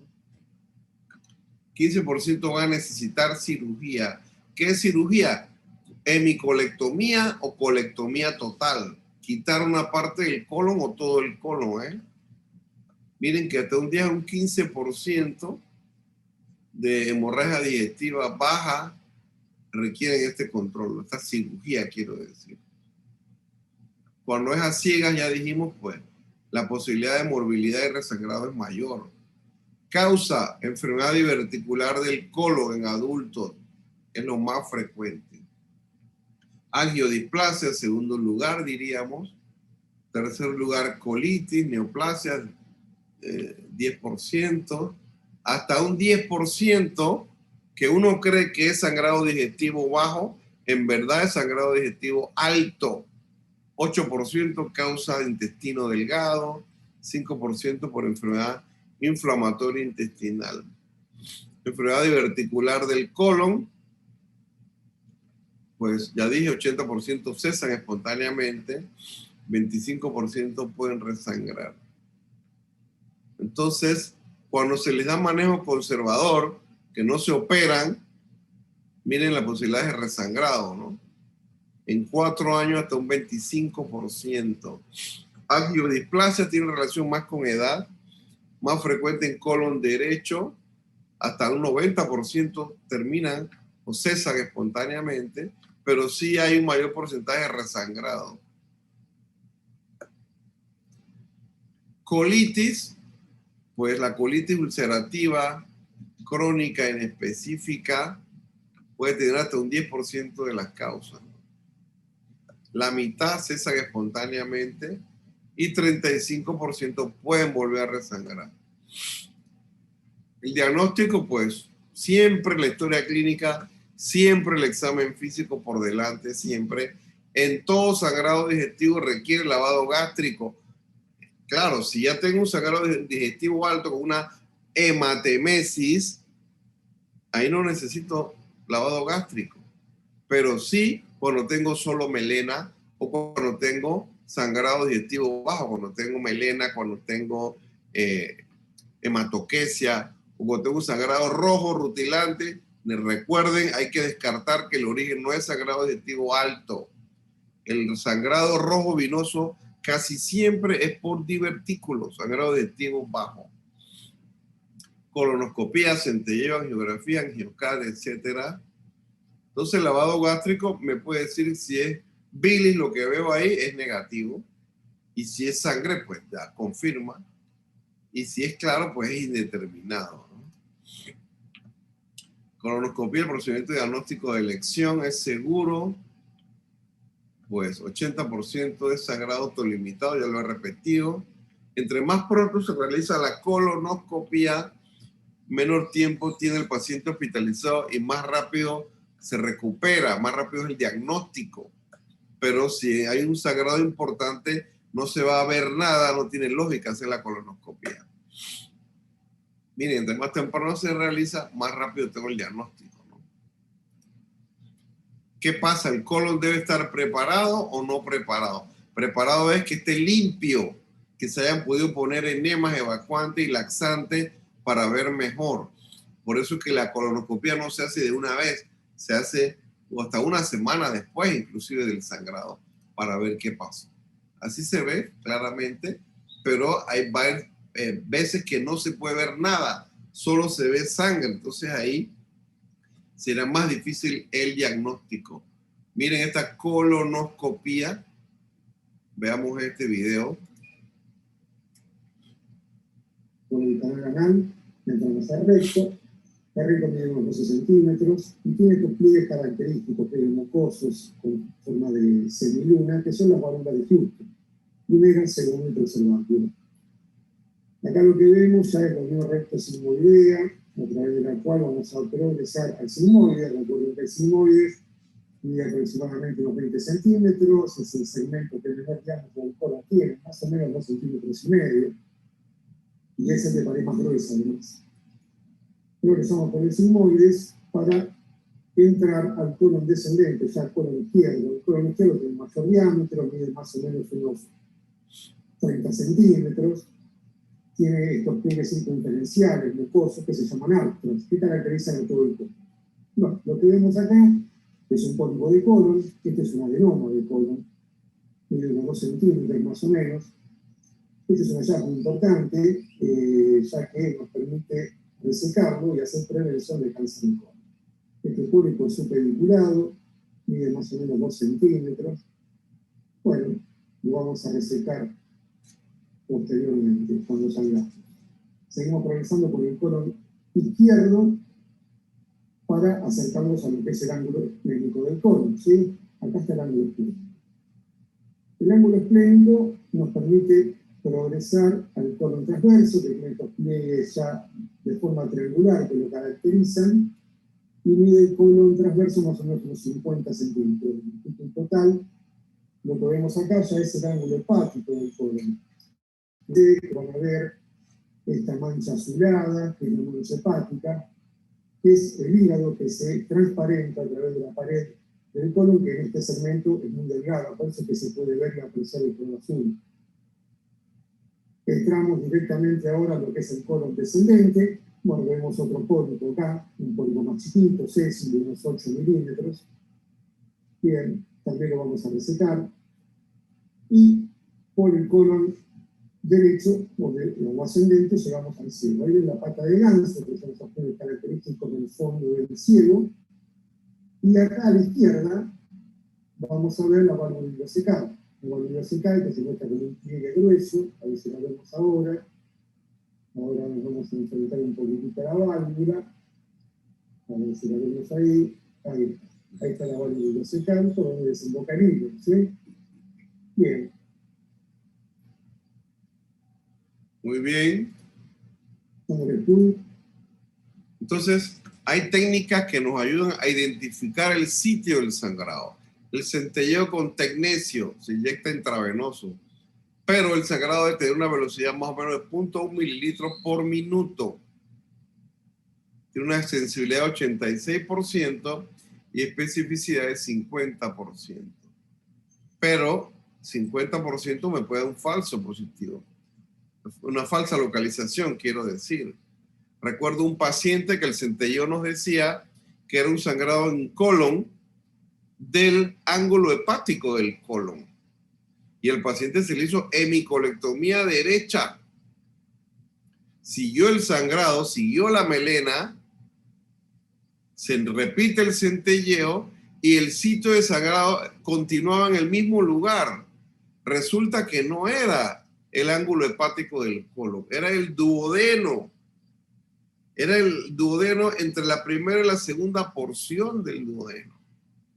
Ahora hubo que hacer una cirugía mayor arriba. No era del colon, era del duodeno, nada más que como estaba en el mismo sitio, el radiólogo lo interpretó como colon, pero era duodeno en la segunda porción. Entonces, pues aquí es importante esa parte. Aquí se puede ver las diferentes imágenes para identificar el sitio exacto del sangrado. La angiografía requiere la mitad de sangrado, 0.5 mililitros por minuto para el diagnóstico, una precisión de un 50%. Y aquí se ve, se pinta la arteria y se ve el sitio donde se escapa el sangrado, ¿no? Acá hay otro sitio. Es como discurre la sangre, ¿no? Angiocat, pues 0.07 mililitros por minuto para detectar el sangrado también. Más útil en hemorragia activa. La localización transoperatoria es viendo todo el intestino que está fuera de la cavidad y uno dice, bueno, de aquí para allá, si el peristaltismo es hacia la izquierda, de aquí para allá es que se ve sangre, de aquí para la derecha no, entonces de pronto el sitio de sangrado es aquí y ahí se hace la resección de intestino, más o menos así sería cuando es una localización durante la cirugía. Entonces hay que hacer colonoscopía, angiografía o cirugía. Muchas veces antes de la cirugía se prefiere tratar de detener el sangrado con una angiografía y embolización para no llegar a una resección colónica, ¿no? Aquí ven el manejo. Vean ustedes sangrado de sonda nasogástrica, si el drenaje puede ser bilioso o si el sangrado es evidentemente sangre por la sonda nasogástrica, pues la endoscopía alta podría ayudar. En el tema de la sangrado cuando se muestra bilioso en la sonda nasogástrica o el lavado gástrico, pues miren ustedes que el centelleo con tecnecio podría ayudar. Luego la angiografía, que la ventaja es que puede hacer embolización y se detiene el sangrado, pero si no se logra, entonces finalmente habría que operar al paciente y hacer resección del segmento afectado. Colonoscopía, pues hasta un 25% pueden ser urgentes. Herramienta importante en el algoritmo. Se inyectan epinefrina, electrocoagulación, argón, hemoclips, banda, diferentes técnicas que utiliza el endoscopista, que casi siempre es el gastroenterólogo, para detener el sangrado. Angiografía, ya que sí se requiere del radiólogo, acuérdense, más cuando no es posible realizar la colonoscopía. Imagínense que haya un sangrado importante, una hematoquesia importante, persistente. Entonces, como ya les dije previamente, con la colonoscopía no se puede ver mucho. Entonces, vamos primero entonces con la angiografía. Diferentes componentes que se utilizan para embolizar y detener el sangrado.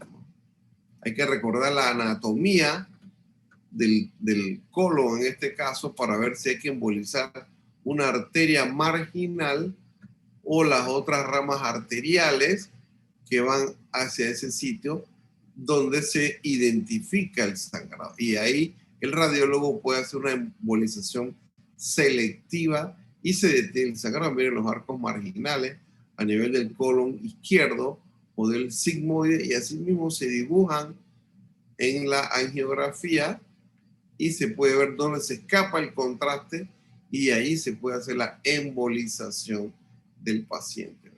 Entonces, hay varios datos que ya hemos visto con respecto a la recidiva, ¿no? La alta posibilidad de recidivas que puede haber en estos pacientes. Manejo quirúrgico, ya dijimos, hasta un 20% del sangrado digestivo bajo requiere cirugía, entre un 15 y un 20%. Y cuando hay, pues, transfusión de más de 4 unidades en 24 horas, más de 10 en total, son datos que se van sumando para hacer la cirugía en el paciente. Fíjense que cuando es un procedimiento urgente, no es programado, la posibilidad de complicaciones es mayor, a diferencia de si es un procedimiento electivo. Siempre hay preguntas: hemostasia, endoscopía, la hemorragia activa o el estigma también. O sea, hay preguntas que todavía no tienen una respuesta clara, hay que ver la evolución del paciente. Ojalá con la endoscopía se pueda detener el sangrado. Y ese estigma pues simplemente es algo pasado, ¿no? Colonoscopía o angiografía como tratamiento, entre menos invasivo mejor.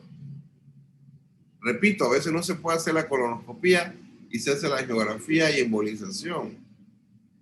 A veces suficiente con la colonoscopía, depende de lo masivo que pueda ser el sangrado. Diagnóstico y manejo estandarizado depende de cada paciente. Si la embolización reemplazará la cirugía, eso depende de la experiencia del operador, o sea, del radiólogo. Hay radiólogos que identifican el sitio del sangrado y lo embolizan y punto. Chao, no hay que operar al paciente. Eso sería lo ideal, porque acá en la cirugía, acuérdense que la cirugía es una resección, es sacar esa porción del colon, en el caso de sangrado digestivo bajo, o esa porción de estómago, en caso de sangrado digestivo alto. Entonces, entre menos agresivo sería mejor para el paciente. Este PDF se lo voy a enviar, que son las guías con estado del arte de lo que es el sangrado digestivo alto, donde nos hablan de la evolución en cuanto a la transfusión del glóbulo rojo. Cuando yo decido transfundir sangre, cuando la hemoglobina está en 7 o menos. Y esto aquí lo que nos dice es que hay menos mortalidad cuando hay una transfusión restrictiva de sangre. O sea, cuando la hemoglobina está de 7 o menos, ahí se transfunde, ese grupo le va mejor, tiene menos mortalidad que el grupo que yo transfundo, aunque tenga 8, aunque tenga 9 de glóbulo rojo. Y abajo en la B nos habla del resangrado. Entonces también hay menos resangrado en los pacientes que se les transfunde sangre, glóbulos rojos, cuando la hemoglobina es 7 o menos. ¿Ve? Importante ese hallazgo. Las guías europeas del año pasado en sangrado digestivo bajo, también se lo voy a enviar, habla de la recomendación de hemoglobina en 7. 7 o menos hay que transfundir. Y en el post-transfusión, la meta es que se mantenga entre 7 a 9. Es lo deseable, ¿no? Y acá lo que hablábamos, en caso de que el paciente esté tomando antagonistas de vitamina K, que es el Coumadin, en sangrado digestivo bajo, pues a los pacientes hay que, además de detener el Coumadin, hay que pasarle el complejo protrombínico o plasma fresco congelado. Es lo que habría que transfundir. Entonces es importante tener claro la parte hemodinámica, tanto en sangrado digestivo bajo como en sangrado digestivo alto. Estos pacientes deben tener reposo absoluto, de estar acostados en cama, nada por vía oral, el lavado gástrico se hizo o no se hizo, habría que hacerlo, oxígeno suplementario, infusión de omeprazol, bloqueador de bomba de protones, laboratorios, por supuesto, hemograma, química, pruebas de coagulación, tromboelastograma, que me va a ayudar muchísimo a ver si el paciente necesita plaqueta, necesita plasma, necesita fibrinógeno. Omitir todos estos medicamentos que puedan estar involucrados como causa, aspirina, antiinflamatorio, Coumadin. Si la hemoglobina es 7 o menos, hay que ponerle glóbulos rojos al paciente, hay que transfundirle plaquetas o plasma, Octaplex, que es complejo protomínico, o vitamina K, depende de la situación. Administrar, cristaloides, solución salina o lactato de Ringer por 2 venas periféricas. Si el paciente está hipotenso, hay que ponerle grandes cantidades, 1 litro, 2 litros máximo por venas periféricas. El catéter central no es para eso. El catéter central es para si el paciente necesita vasopresores, norepinefrina o para medir presión venosa central. Para eso el catéter central, no para pasar grandes volúmenes intravenosos. Acuérdense de eso. Eso se pasa por venas periféricas. Si el paciente no está chocado y es un paciente que no está claro la causa de sangrado, hay que hacer endoscopía, hay que continuar en nada por boca, entonces hay que ponerle nutrición parenteral. El paciente no puede estar 2 días sin nutrición.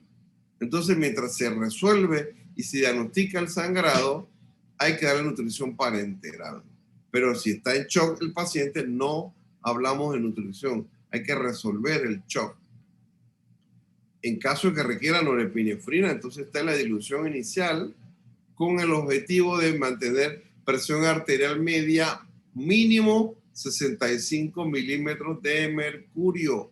Tal vez haya que subir la infusión de norepinefrina 6, 7, 8 cc por hora, ¿no? Hacer la endoscopía alta o baja, dependiendo de la situación, o arteriografía para ver si se puede embolizar al paciente y se logra detener el sangrado, más si es sangrado digestivo bajo. Y por supuesto, cirugía, pues. Si ya el último paso es cirugía, acuérdense que lo que hay que hacer es resección del segmento afectado. Una gastrectomía, una hemigastrectomía, o es sangrado digestivo bajo en colon, pues hemicolectomía o colectomía total, antes que sea tarde. Así que con esto terminamos la segunda clase. Y bueno, me dicen si tienen preguntas o comentarios. Con mucho gusto, ¿no?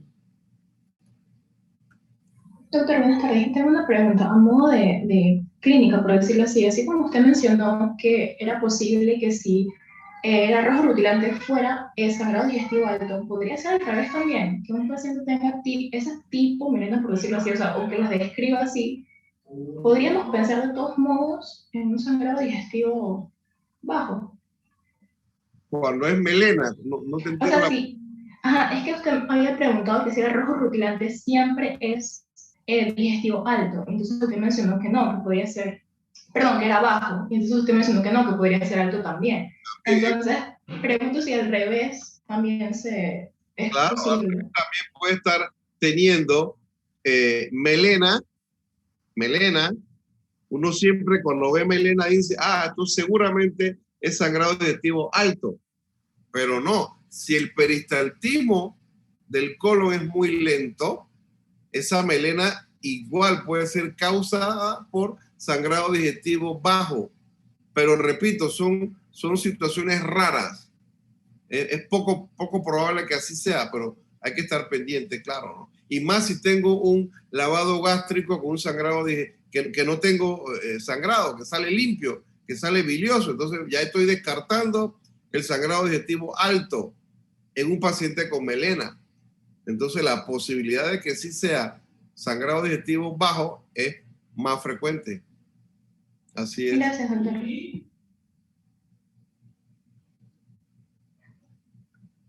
¿Alguna otra pregunta o comentario? Si no, nos vemos entonces mañana a las 7 de la noche, quedamos, ¿no? Sí, correcto, doctor. Ok. Muy bien, entonces quedamos así, pues. Saludos. Hasta luego.